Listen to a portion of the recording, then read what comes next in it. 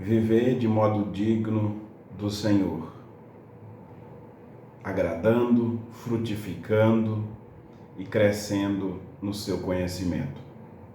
Neste momento, gostaria de pensar com vocês justamente sobre este assunto. Vivemos dias dos quais precisamos viver de modo digno do Senhor. E a palavra do Senhor em Colossenses, capítulo 1, verso 9, nos ensina esta realidade, de que é necessário o povo de Deus viver de forma digna do Senhor. E uma das questões bastante interessantes na nossa caminhada é justamente como temos vivido. O apóstolo Paulo, ao escrever essa carta, essa amada igreja, com o propósito de dizer quem é o Senhor da igreja, que obviamente é o Senhor Jesus, ele ora a Deus pela vida da igreja, pedindo que essa igreja continue crescendo na vontade e no conhecimento do Senhor, e que este conhecimento seja caracterizado por uma profunda vida de oração. Por isso é que, não no verso 9, mas no verso 10 de Colossenses, do capítulo 1, ele fala essa verdade. Há um tempo atrás, morei em uma casa na qual tinha um pé de laranja.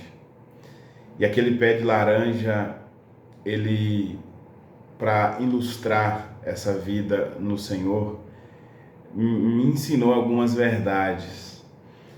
Uma verdade preciosa nessa caminhada de viver de forma digna do Senhor. Sabemos que a boa árvore dá bons frutos. E o que me deixou bastante curioso e ao mesmo tempo cheio de expectativa de Deus é que aquele pé de laranja, mesmo eu podando e dando ali combatendo algumas pragas que tinha naquele pé de laranja, ele tinha uma que quase que não se extinguia, quase que não era resolvido o problema daquela praga.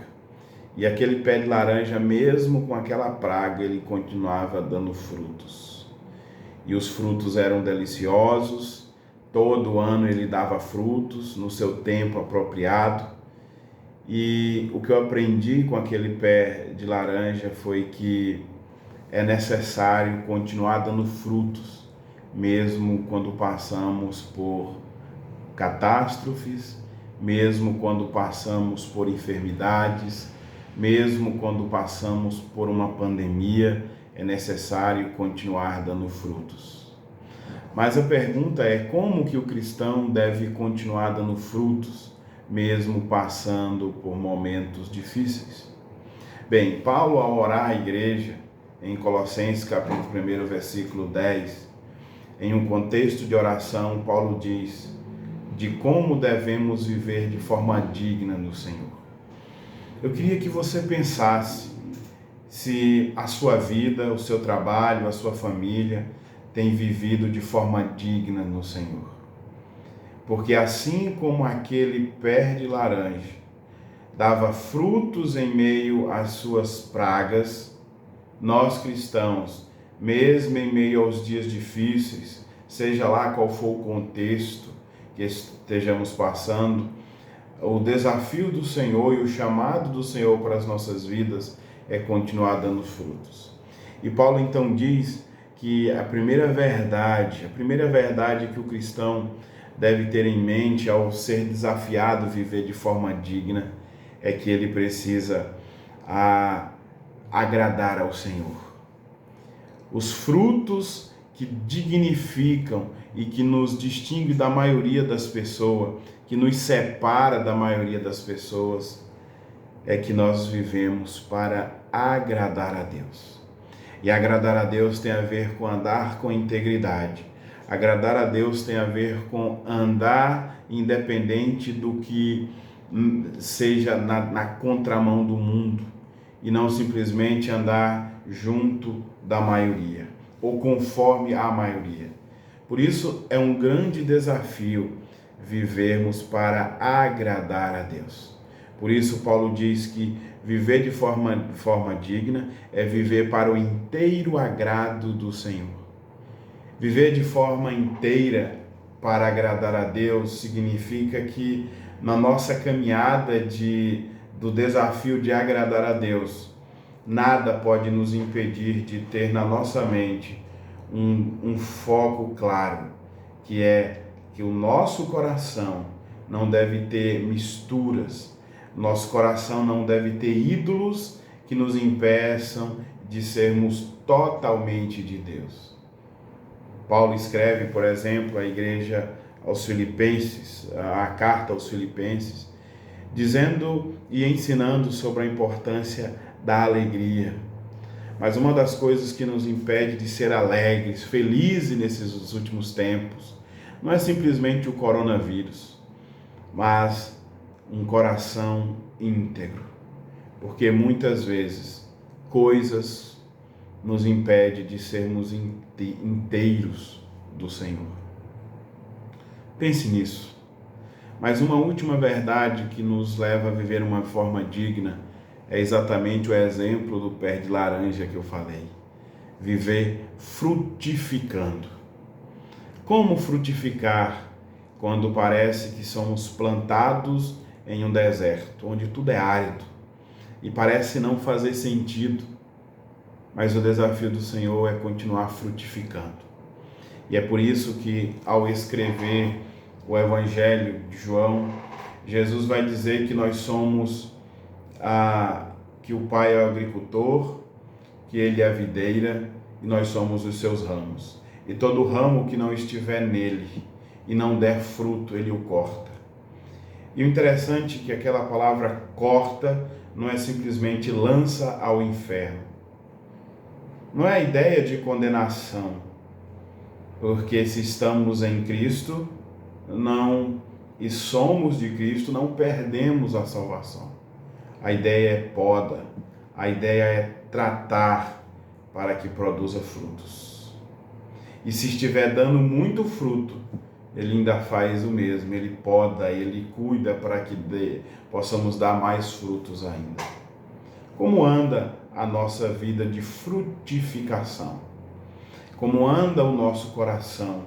Será que o nosso coração se encontra às vezes como quase que o de Esaú, que por ter amargura, por ter trocado o seu direito de primogenitura, o seu coração se encheu de amargura a ponto dele buscar a Deus e não ter um coração quebrantado que o levasse ao arrependimento?